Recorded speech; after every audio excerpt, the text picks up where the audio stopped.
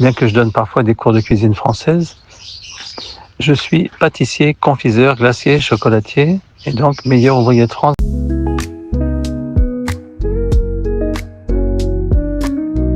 Plat préféré, je crois que bien sûr j'ai un penchant pour la glace, c'est pourquoi je suis devenu un des meilleurs ouvriers de France glacier, mais en fait la pâtisserie est tellement complète, si tu veux, il y a la pâtisserie, la confiserie, la glacerie, la chocolaterie.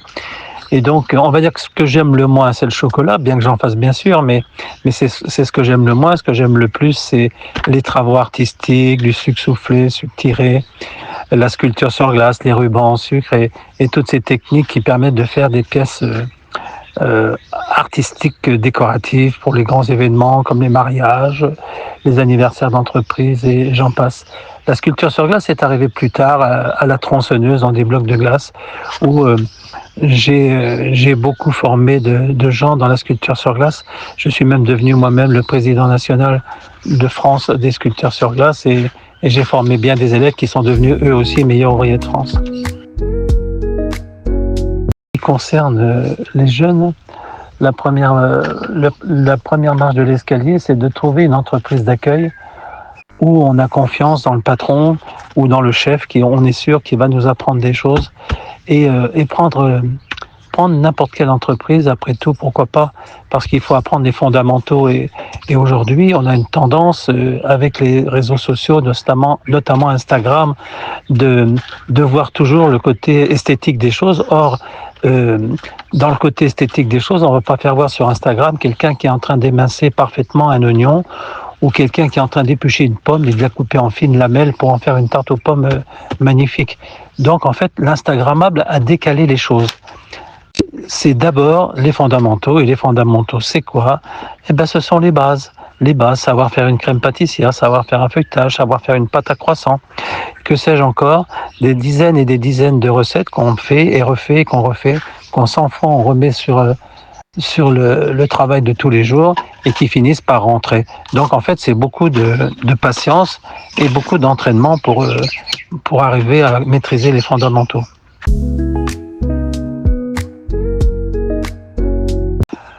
Tu parles de projets dans le futur à un homme qui a 70 ans, donc tu penses bien que des projets, j'en ai moins que j'ai pu en avoir par le passé. Aujourd'hui, mes projets, ça serait de vivre une retraite tranquille. C'est ce que je fais d'ailleurs au Maroc, au milieu de mes plantes, parce que je suis passionné de coléoptères, de papillons, de plantes et de plantes grasses, d'hibiscus, de frangipanier, enfin toutes sortes de plantes.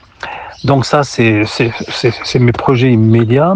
Et puis, dans les projets que je trouve que je pourrais encore faire, c'est essayer de former quelques chefs à droite, à gauche, quelques personnes qui voudraient essayer de marcher dans mes pas et de leur dire à quel point il est utile de rencontrer des gens dans sa vie, parce que si on est dans son petit coin perdu et qu'on on se renseigne pas, mais finalement on tourne en rond et un jour on t'appelle chef, mais finalement tu n'en as pas la carrure et tu es un mauvais chef. Si tu deviens un mauvais chef, tu deviens un mauvais formateur et donc du coup tous les jeunes qui passeront dans tes mains seront mal formés et c'est un peu ce qui se passe parfois lorsque on distribue des titres. Les gens se retrouvent avec des titres et s'imaginent qu'ils ont déjà une compétence qui n'est pas réelle et finalement ils se plantent et ils forment des gens mais ils les forment mal et pour moi c'est grave.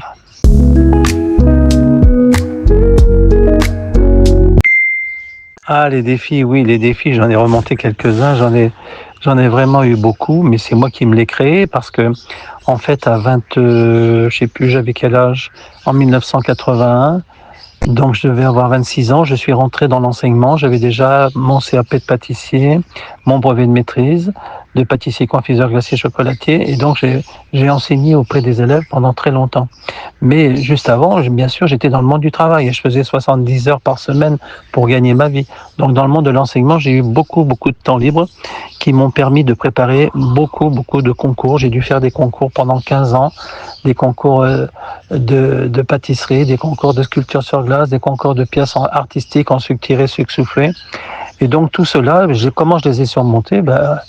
En gravissant les marches une par une, déjà accepter d'arriver très mal classé dans un concours parce qu'on n'est pas au top, et puis finalement se renseigner, aller faire un stage à droite à gauche, rencontrer Pierre, Paul, Jean.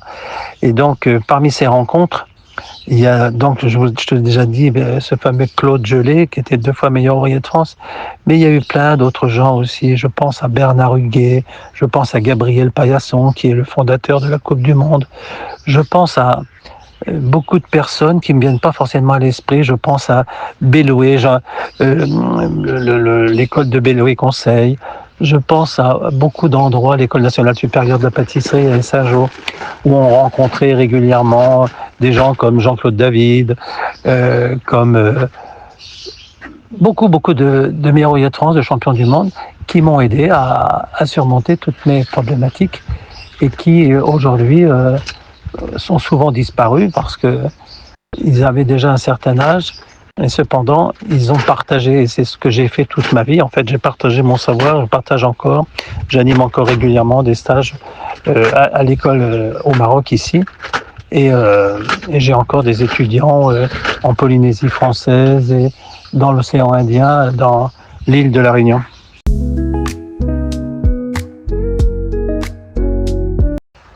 Pour ce qui concerne les ingrédients, il y a pas d'erreur possible. Le lait, ça vient de la vache et c'est pas une poudre. Ce n'est pas une poudre dans un sachet en carton. Donc le lait, c'est liquide. Si c'est un lait qui vient d'une ferme, c'est encore mieux. Si c'est du lait acheté, bon, il est très bien. Mais cependant, il faut utiliser des bons produits. Donc le lait, le beurre, la crème sont des incontournables de la pâtisserie. Le lait, le beurre, la crème, les œufs, bien sûr. Alors, bien sûr, on utilise tous des œufs d'élevage. Cependant, quand on utilise des œufs de la ferme d'à côté, on s'aperçoit qu'ils n'ont pas du tout la même couleur et pas la même saveur. Donc tout ça peut se sélectionner. Les fruits, c'est pareil. En fait, lorsqu'il s'agit de faire une mousse, par exemple, j'ai essayé un jour de faire une glace aux pommes. Et donc, tu imagines bien que les variétés de pommes sont excessivement nombreuses. Et pour faire une glace aux pommes, faut sélectionner la bonne pomme. Et donc, du coup, j'ai fait plein d'essais. J'ai dû essayer une quinzaine de variétés de pommes avant de déterminer laquelle me donnerait le meilleur résultat. J'ai fait pareil avec un sorbet orange une fois. Tous les fruits sont très particuliers. Ils peuvent être très beaux, les fruits. C'est comme Instagram. Tiens, ils peuvent être très beaux, les fruits, mais ils peuvent avoir un goût lamentable. Donc du coup, c'est pas forcément la beauté du fruit qui fait sa valeur, mais son goût. Donc il faut mettre le goût au milieu de tes préoccupations. Tu veux devenir pâtissier, cuisinier, tu mets le goût au milieu, en plein milieu de tes préoccupations. C'est une préoccupation première. C'est ce qui est le plus important, le goût. Bien sûr que l'esthétique va jouer un rôle dans un concours, par exemple, mais l'esthétique ne va pas tout faire. L'esthétique est toujours moins bien notée que le goût, et c'est bien normal.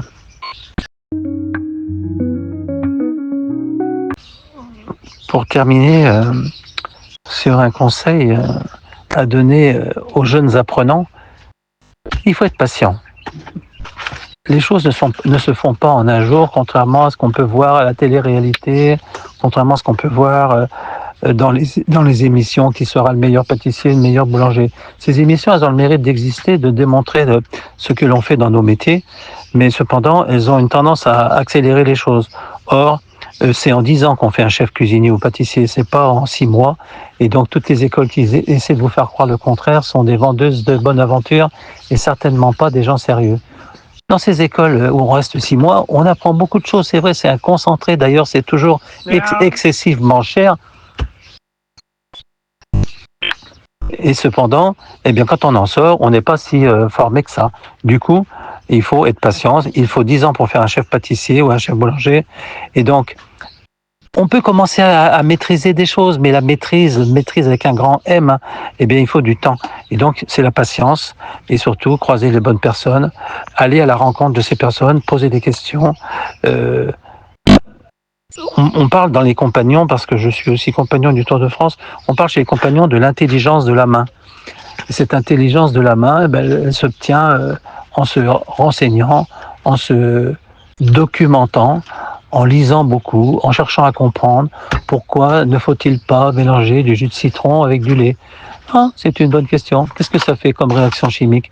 La chimie joue un grand rôle dans nos métiers et donc la connaissance parfaite de tous les ingrédients est nécessaire pour maîtriser ce beau métier qu'est la pâtisserie, confiserie, glacerie, chocolaterie.